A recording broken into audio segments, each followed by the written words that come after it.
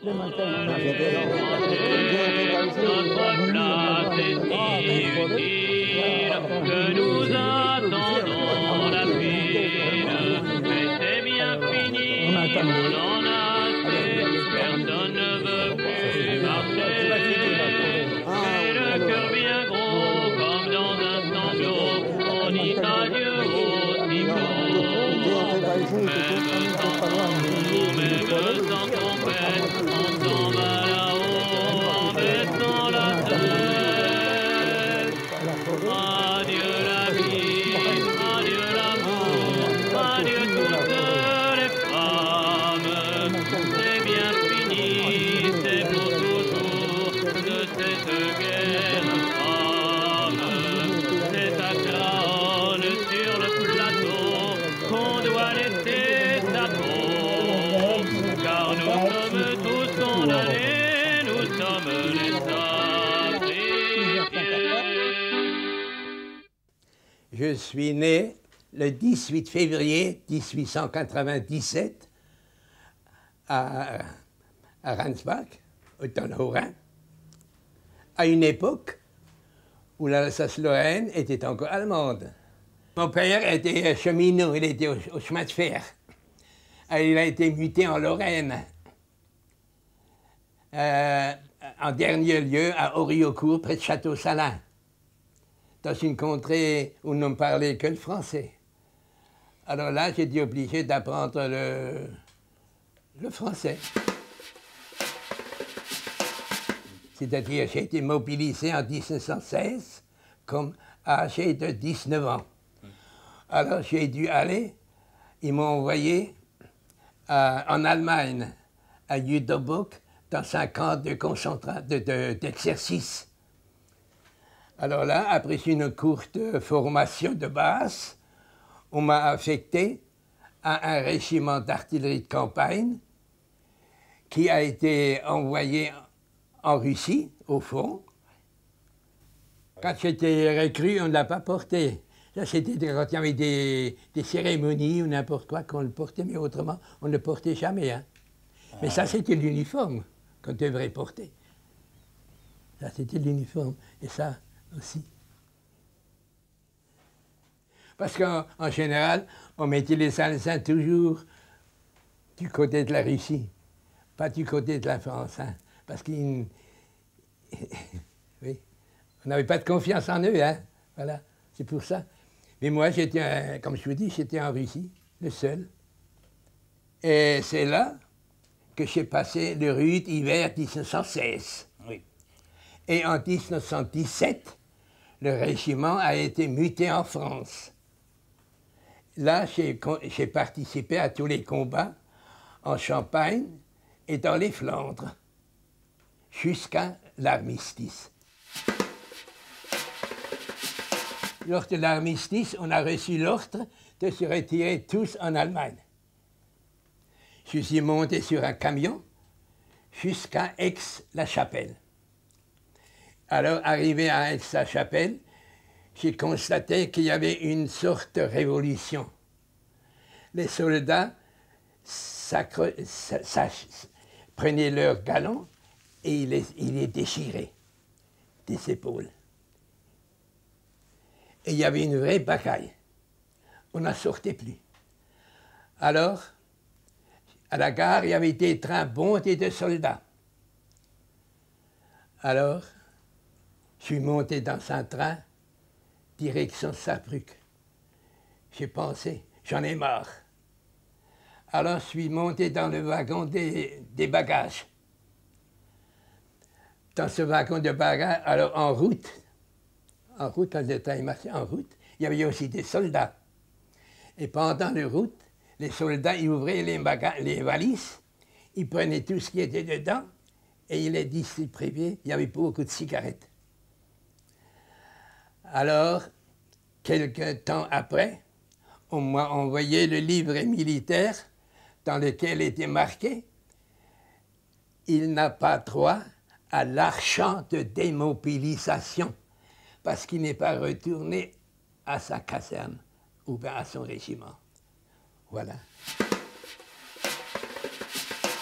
On était content d'avoir été libérés de cette affreuse guerre et on avait l'espoir que ça ne recommencerait plus et qu'on pourrait vivre en paix. On était contents.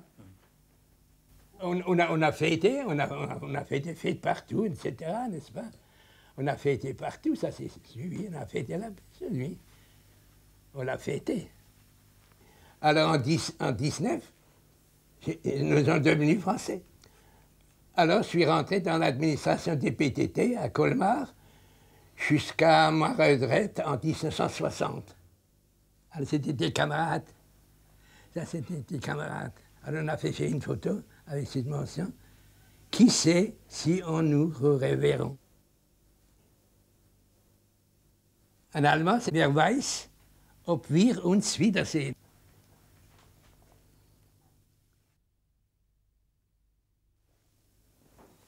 Alors, lorsque j'ai eu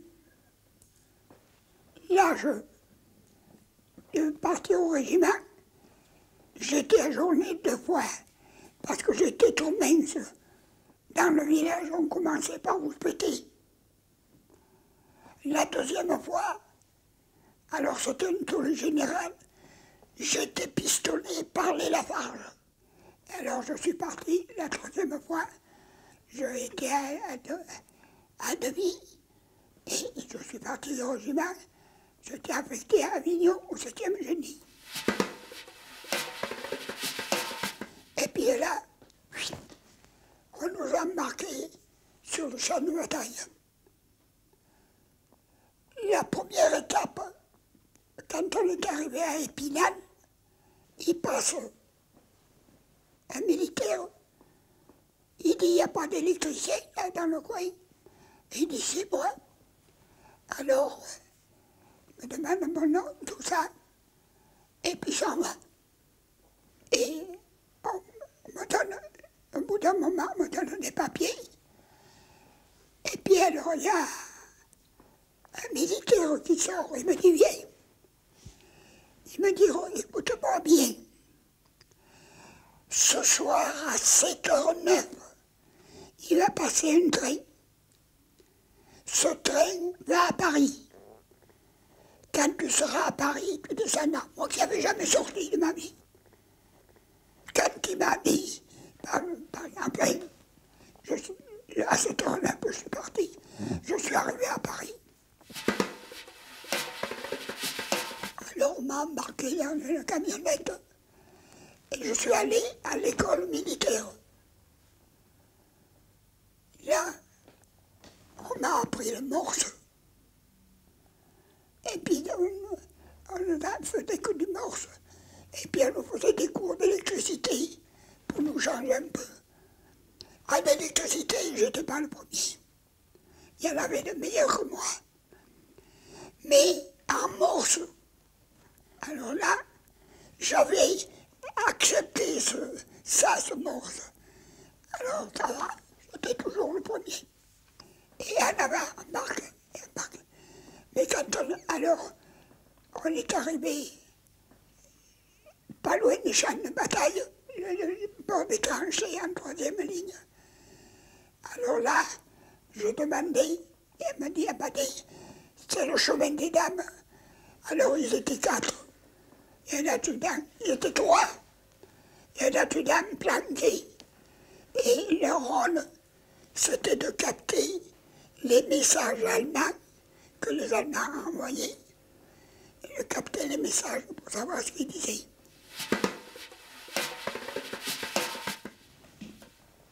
Nous étions isolés, on ne voyait personne.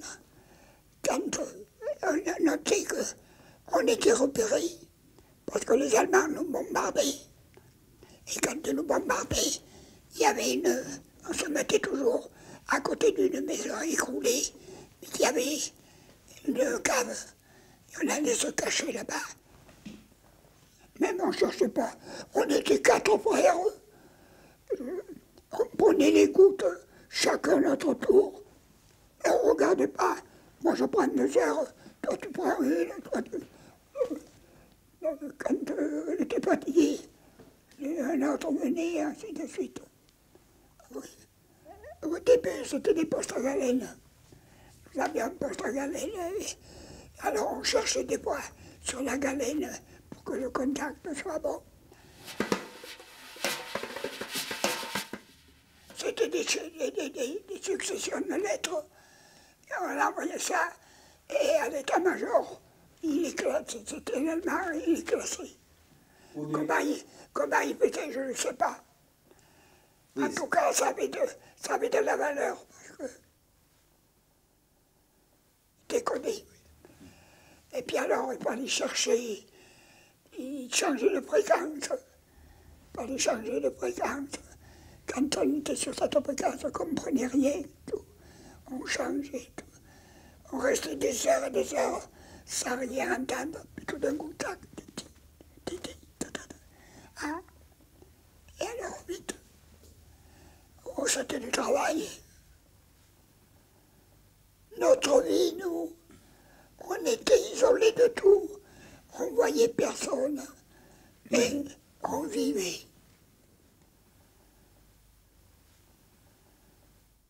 Je suis parti au front au début de février 1915, les directions de front, et nous avons débarqué aux Ilettes en Argonne. J'ai reçu mon commandement de chef de section là, à ce moment-là. Et c'est à ce moment que j'ai fait mon premier séjour au front. Au front avec et recevoir en même temps le baptême du feu. Parce qu'il s'était trouvé que nous avions été attaqués, nous avons dû contre-attaquer, et j'ai reçu le baptême du feu. Et également eu la déception de voir, car je peux le dire maintenant, de voir les soldats de l'armée française qui n'étaient pas tellement vaillants. Nous étions arrivés sur la position allemande, nous nous en étions apparés, les Allemands étaient partis. Eh bien, stupéfaction, je peux vous dire stupéfaction, c'est que 10 minutes, un quart d'heure après, j'étais allé, je ne sais où, je reviens, il ne me restait plus que 5 hommes de ma section. Les autres, tout le reste était parti. Tout le reste était parti avec le sous-lieutenant. Et pourtant, ce sous-lieutenant s'était distingué auparavant dans d'autres circonstances. L'état d'esprit n'était pas formidable. Ce n'était pas un état d'esprit en allant en avant pour la France. Je ne sais pas comment s'étaient passées les attaques du début à Charleroi ou après, jusqu'à l'hiver 1914. Je sais pas. Bien, les soldats qui étaient là me regardaient d'un certain air en se disant que ce blanc-bec qui vient de me commander là. Bien, ce blanc-bec, c'était moi. Je n'étais pas très grand. Là. Mais j'avais le sens. Ce que je peux vous dire, c'est que j'avais le sens du commandement. Alors ça a été vite réglé. Mais enfin, après, à partir de ce moment-là, je peux dire, à partir du printemps 1915, les choses se sont affermies. Les unités ont pris de la consistance, les hommes ont acquis de certaines maturités et se tenaient beaucoup mieux au combat.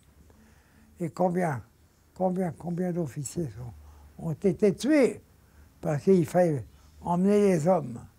Et en avant, ils étaient dehors, en avant, puis pas par terre.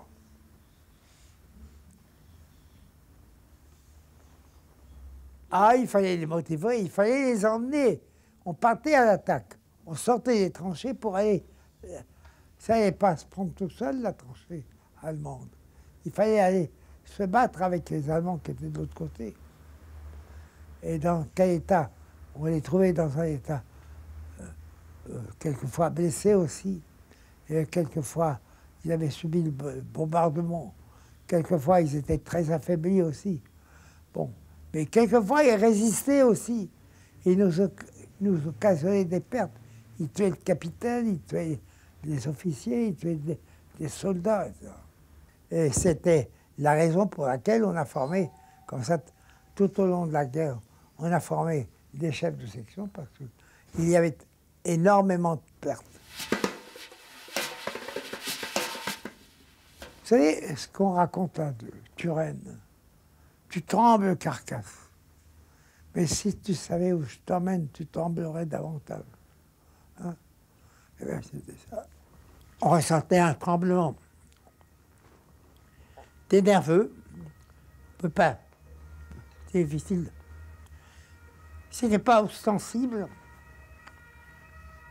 ça ne se voyait pas Les soldats étaient là. J'avais 30 soldats, 30 hommes. Il fallait que j'emmène de l'autre côté. Et bien voilà, on y arrivait. On y arrivait, parce que les mêmes hommes avaient les mêmes réactions. Voilà. Il fallait y aller.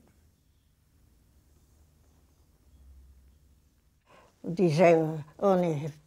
Exactement, mon père, il a dit, on est foutus. Cette fois-ci, c'est la guerre, c'est pas possible autrement.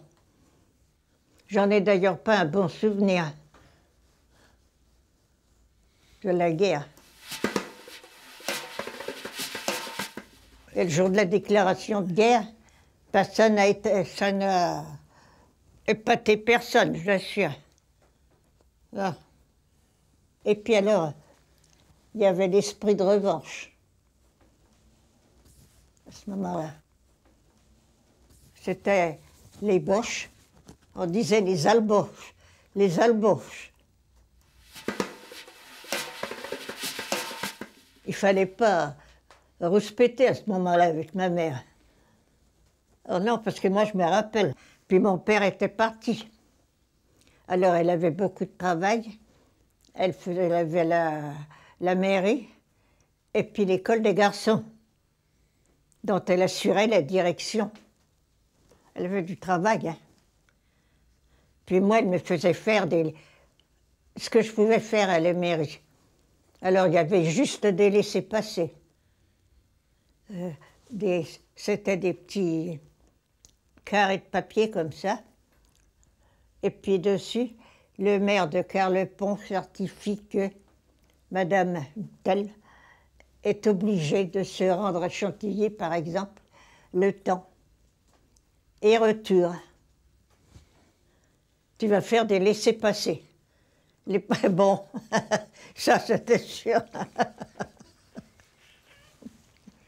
Oh là là. Alors je dis, eh ben je faisais des laissez-passer. Puis je recevais les gens. Ben, recevoir les gens, ça m'allait. Mais faire des laissez-passer, il y en avait. Il y en avait qui n'étaient pas. Vous savez, madame, je viens chercher un laissez-passer pour un tel, un tel, un tel. Je ne les connaissais pas. Alors il fallait que j'appelle quelqu'un. Quelqu'un qui les connaissait, quelqu'un, le maire, que j'aille à la mairie, je ne sais pas quoi. Alors il en donnait comme ça, mais une fois il en a refusé. Ah oui. Parce que, je ne sais pas, c'était quelqu'un de... C'était souvent sur les femmes. Ouais. Qu'est-ce que vous allez faire à Chantilly?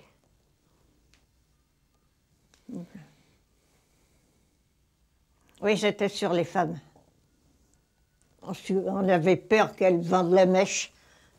Sur quoi, je n'en sais plus rien. Ben, raconter des histoires que les Allemands n'avaient pas besoin d'entendre.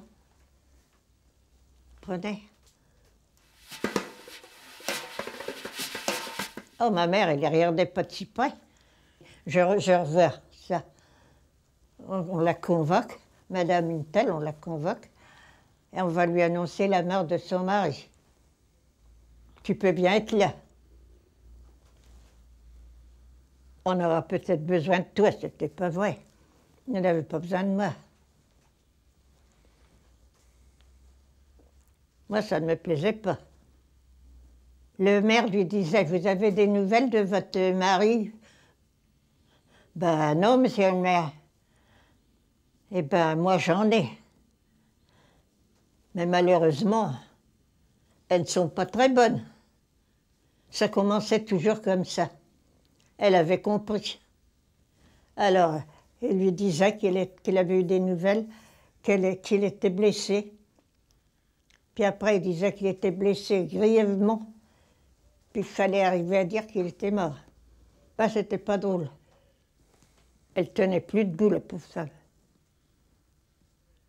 Je voulais pas être là, moi je voulais pas y aller. Alors ma mère, elle disait, tu peux venir comme les autres. Ah non, c'est pas des beaux souvenirs. Ah non.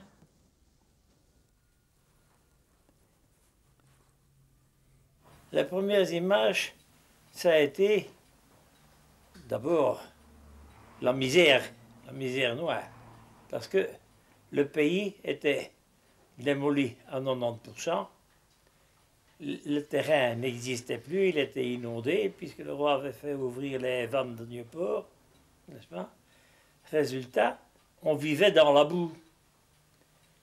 Tellement bien qu'à cette époque-là, ceux qui venaient par hasard au fond belge disaient, mais c'est une armée lacustre que vous avez là, de cette roi vert.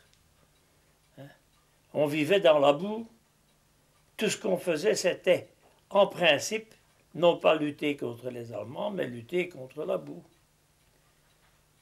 Parce que la moindre chose, le moindre déplacement, nécessitait des travaux formidables de transport, puisque la région était inondée, il n'y avait plus moyen de passer avec des camions, il fallait créer des faux passages, on faisait des routes avec des latis de bois,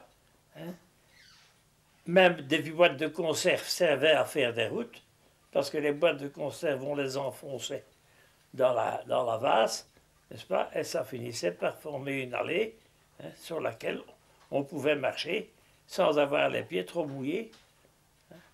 Et la nourriture était transportée tout à dos d'homme. Il fallait faire des kilomètres pour aller des tranchées vers l'arrière, où se trouvaient les cuisines.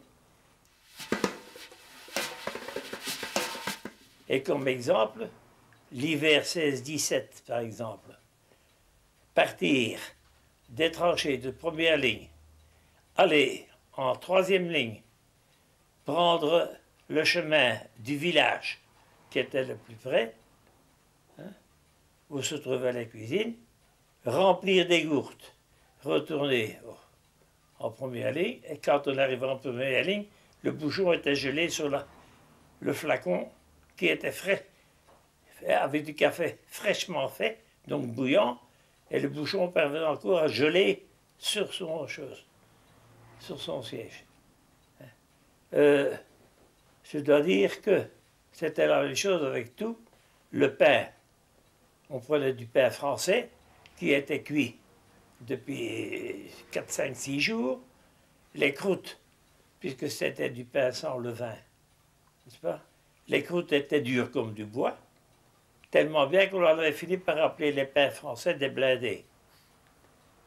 Et quand on allait chercher les pains français, et là, je vous parle de connaissance de cause, pour se protéger la tête, on attachait un pain de chaque côté de son casque, de façon à ce que si des balles arrivaient, c'était le pain qui encaissait et pas notre cervelle. Et ça, c'est authentique. Je l'ai vécu. Prendre 2 pains, les appliquer de chaque côté, une corde, et on serrait les pains contre ses oreilles pour te protéger.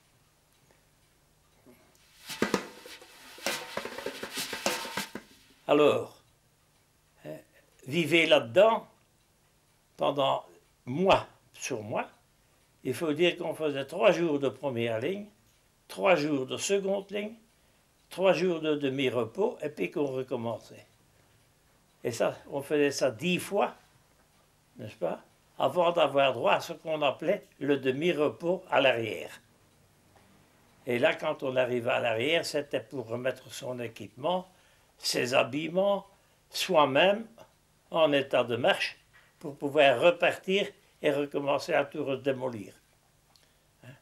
Voilà la vie qu'on menait. Et tellement bien que la frousse, la peur, ce qu'on appelait ailleurs, la peur des canons, etc., ne nous faisait plus rien. On avait plus peur de devoir faire un déplacement que de devoir aller aux tranchées. Le déplacement était plus dangereux que la présence. Ça a été la guerre contre la nature. Voilà. On a lutté pour sortir de la boue et redevenir des êtres humains sur le sol de la planète. Parce qu'on était déjà dans la croûte de la planète. Adieu la vie, adieu l'amour, adieu toutes les flammes. C'est bien fini, c'est pour toujours de cette guerre infâme. C'est à crâne sur le plateau qu'on doit laisser sa peau. Car nous sommes tous condamnés, nous sommes les saints.